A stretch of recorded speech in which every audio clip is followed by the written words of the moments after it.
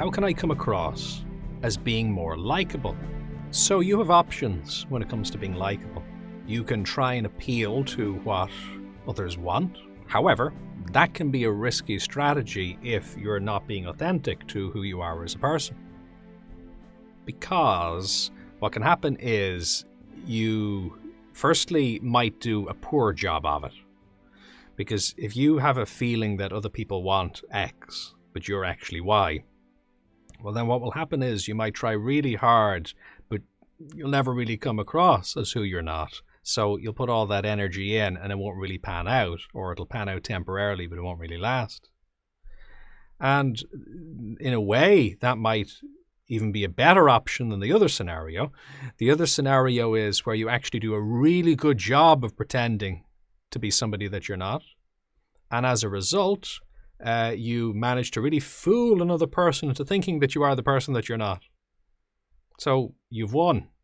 But what have you won? You're now in this situation where somebody likes you for who you're not, but you're not that person. So is that really going to be satisfying for you? From the perspective of authenticity, is that going to feel good? Chances are probably not. So you've succeeded, but you really haven't succeeded at all in terms of your own values. And, over time, you're probably going to start realizing that, and that then is probably going to lead to the dismantling of whatever you had built up beforehand. It was a kind of a facade. So you can literally think of it as a facade. Imagine that you run a bakery. That's your thing. You make great bread and you're really, really good at it. So somebody happens to drop by and they say, do you sell shoes? They've got their directions mixed up. They think you're a different shop. And you go, oh yeah, sure, we sell shoes. Just wait there for a moment. Don't look. And you start changing the front of the shop so it looks more like a shoe shop than a bakery.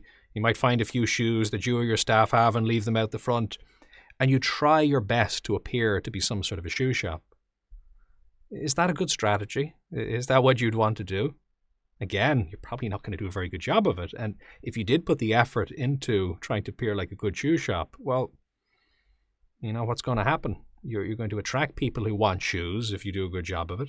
They're going to ultimately be disappointed that you don't have the shoes. You're going to be frustrated because you weren't into shoes to begin with. Meanwhile, there's people walking past who need bread and they think it's a shoe shop, so they're missing out, and then you're not getting to make the bread. So you've got a bit of a mess on your hands. So this really is the kind of the lesson of authenticity and how crucial it is to be yourself. Now, sometimes the question is asked, should I to some degree moderate who I am so that I can reach other people and connect with them? And, the answer is yes, actually you can do that, but it's not being who you're not, though. You're not stretching beyond who you are and being someone else. It's acting from within the range of who you already are as a person. So there's a distinction to be made there. And we have various roles or relationships that we're in our life. Many of us are parents as well as children of our parents. We may be brothers and sisters. We may be husbands or wives or partners. We may be friends, maybe colleagues. These are all various different roles. So you wouldn't say that, some of those are fake and some of them are real necessarily. That's not really how it works. It's that if you're being authentic, you'll still have different aspects of your personality. And it is true that if you want to work on likability, that you can certainly practice cultivating the right aspect of you in the right moment. So it's like learning to play piano well.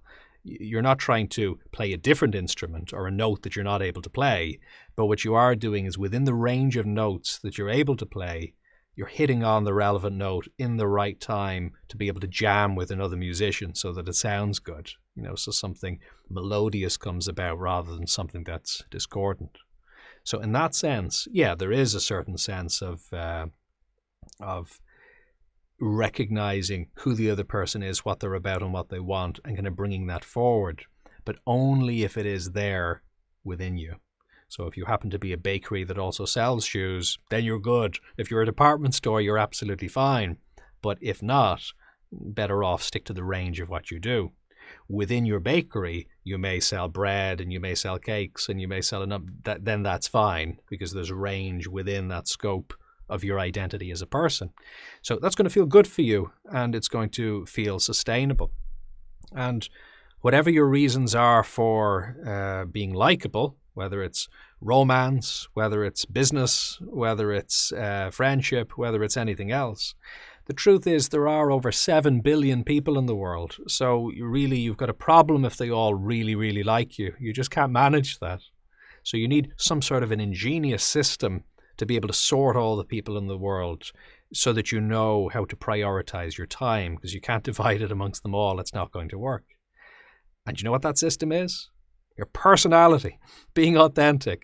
Because again, by dropping into that a little bit more, you don't need to fully understand who you are as a person. That's not necessary. But by dropping into who you are a bit more as a person, automatically you will repel some people away from you. And that's good, because if you're being authentic, you're only going to repel the kinds of people who you're not going to really gel with anyway. And the interesting thing is that when you are being authentic, even people who aren't quite your kind of person, more often than not, there's no perfectly foolproof strategy, but more often than not, they still respect that. You've probably seen that in your own life. People who, they're not really like you, they have different interests or different things, but there's some kind of authenticity about them which is very appealing. You kind of go, well, I'm not into that, but actually I like their energy around it. I like the way that they are into what they're into. Something very honest about it. So it's I think a good strategy, and it's not an intellectual strategy. It's just a kind of a posture. It's something that you feel, that feeling of what am I into? Who am I? What am I about? What matters? And getting into that a little bit more. But then, of course, as you're connecting with other people, listening. They say that interested is interesting. So just that actually connecting with other people and caring, and then maybe sharing some of your experience and then listening to theirs. And this is a win-win, because you're happy to help them by sharing your experience and to have the opportunity to share yourself. You're entitled to that. But also listening and learning from others is very empowering for you. That can be educational as well. So this nice kind of a two-way thing. But you can't expect that kind of resonance is going to be there between you and absolutely every one of those 7 billion plus people. People are in different frequencies. They've got different interests, different motivators, and that's absolutely okay. There's going to be kind of an overlap where there's very close overlap with some people.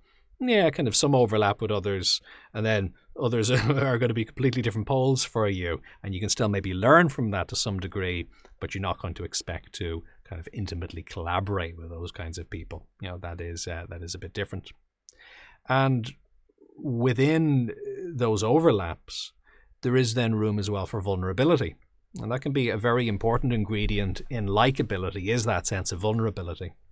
Because what we're trying to do really from a communications perspective a lot of the time is to just interconnect with each other, to share experiences. And, literally boundaries up is the very thing that blocks that from happening. So that development of rapport, there's a number of ingredients in it, but certainly one of the key ingredients is a kind of a vulnerability.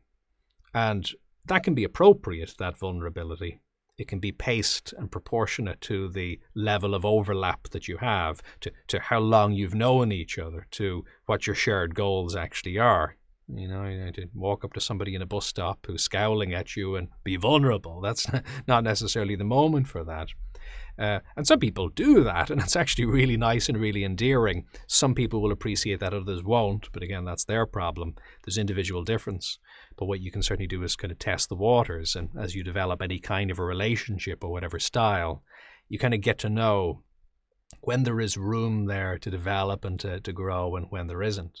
You're just sort of testing it, and then to the degree it works, you keep going down that path, and to the degree it doesn't, you're pulling back. So, definitely remember your bakery. Consider who you are as a person and what it is that you're about and what you're interested in. And then that will give you clues as to who your ideal customer is, who the kinds of people are that you're likely to connect with to some degree. And then by all means, reach out to them. By all means, take aspects of yourself and maybe draw on those a little bit more, but only aspects of who you are. You're not pretending to sell shoes just for the sake of getting people in the door. They say sometimes that in business, your job is to scare away everybody who isn't your ideal customer. And that's good business. So you don't actually have to focus on terrifying people, but the idea is just to have that draw towards the essence or the core of what you do. Because if you're focused on that, then you just tend to draw those people in. You tend to present that, communicate it, you speak that way. You kind of give out the kind of vibes that those kinds of people like. And the likability just sort of naturally happens then as a result of that. If you found this valuable, do like, subscribe, and share. And what's your experience? Do you have any questions or topic suggestions? You can contribute in the comments, on social media using #bodymindself, or on jfl.com.